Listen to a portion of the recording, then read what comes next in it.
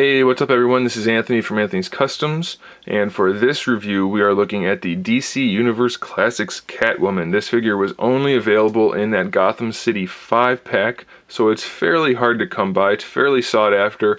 Of course it is in the purple outfit. It's almost the exact same figure as the DCSH version in the black. That one's a little bit more sought after, but since this one's usually a little bit cheaper, people tend to grab this one, so I thought I would review it. Someone asked me to. And I don't think I ever did before, so I figured I'd take a look at it now. So she stands a little bit over 6 inches tall, probably at the ears, about 6 1/4 inches tall, and she has a ton of original sculpting. Well, aside from the DCSH version, it's not just the DCUC body that we've seen before. There's lots of wrinkles, I guess, for lack of a better word. Stretch spots. I don't know what I want to call those. Having a brain fart here, but you can see the clothing sculpted on the body. That zipper sculpted all the way down the torso, done very well. It carries through the ab crunch. She has that little zipper thing at the top there.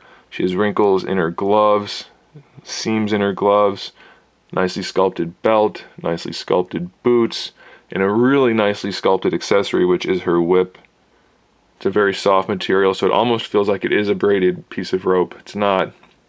They did a really good job with that. And then lastly, we have a really nicely sculpted head with the goggles that you can actually see through to see her very well painted eyes. That's a great feature.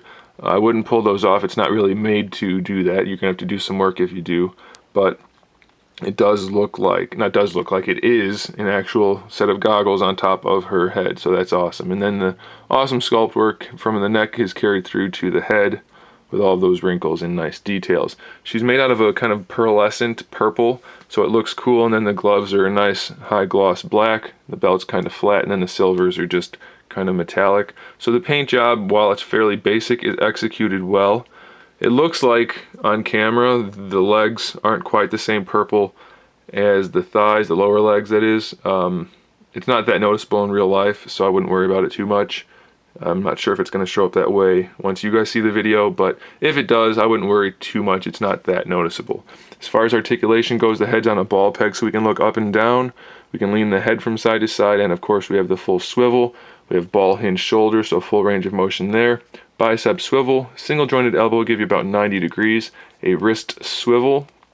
We have an open hand on this side, and then the gripping hand for the accessory on this side. Same articulation on both. Pretty decent ab crunch. It goes back pretty far, goes forward a little bit, much better than some of the DCUC females. We have a waist twist above the belt. The belt is a separate piece, so you can kind of spin that around a little bit if you need to help with your posing. Fairly standard DCUC style hips, more like most of the male characters rather than the females, but we get a pretty good range of motion, decent back, pretty far forward, going out to the side's not going to be too much of a problem. We have a thigh swivel just above the knee, single jointed knee, give you about 90 degrees. We have a wrist and ankle swivel inside the boot cuff actually, so you can't really see the seam. Then we have a fairly decent pivot for the ankle and a little bit of an ankle rocker. So I'll put her in some poses. You guys can see a slideshow of that at the end of the video. Make sure you subscribe to my channel so you can see my upcoming figure reviews, custom figures, and other good stuff.